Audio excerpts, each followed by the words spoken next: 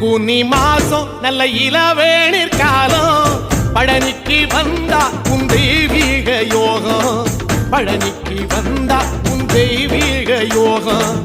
உத்திர நாளில் உன் உற்சவ திருத்தேரில் சிங்காரமாக உன் அலங்காரம் கண்டே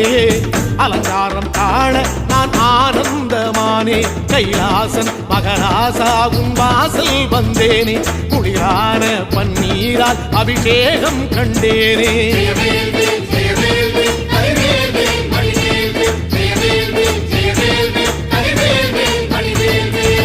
தென்பழனி தேடி உன் தென்பழனி தேடி